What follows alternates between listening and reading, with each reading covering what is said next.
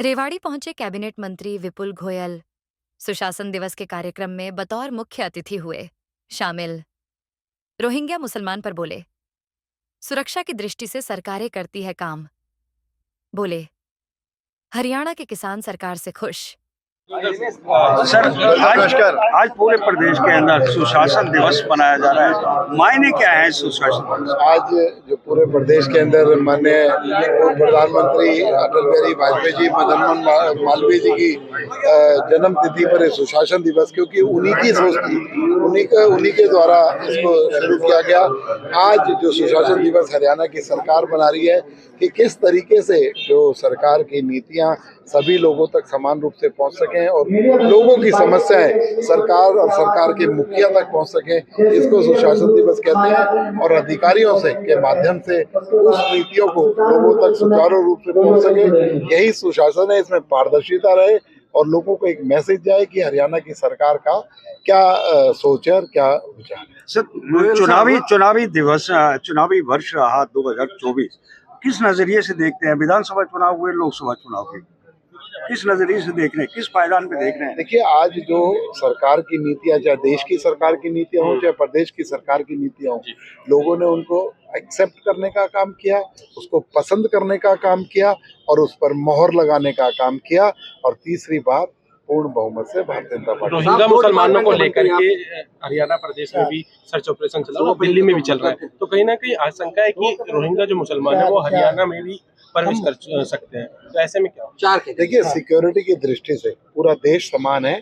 सभी, चाहे देश की सरकारें हो चाहे प्रदेश की सरकार हो, अपनी सिक्योरिटी, लोगों की सुरक्षा चाक चौबंद रहे, इसके लिए प्रयासरत रहे। गोयल साहब, बड़े मुद्दे हैं।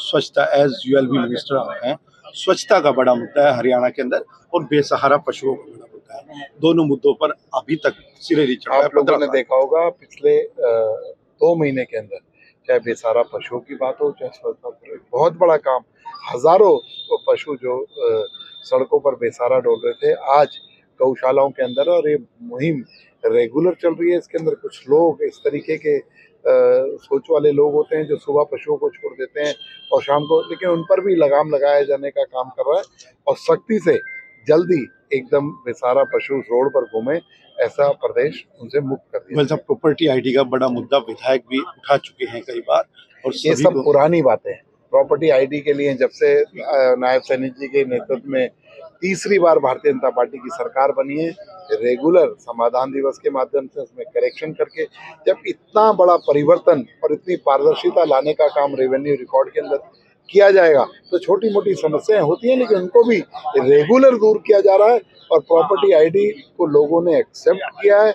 उससे आगे भविष्य में बड़े किसी भी तरीके के कोई ऐसे काम ना हो सके कि किसी के साथ कोई फ्रॉड हो या कुछ हो, तो मैं समझता हूँ लोगों ने उसे एक्सेप्ट किया और इसकी जो और खामियों ने भी दूर किया। किसान लगातार सड़कों के ऊपर है, डल्लेवाल की तबीयत भी अब नाजुक बताइए। कोई किसी तरीके की दिक्कत नहीं है।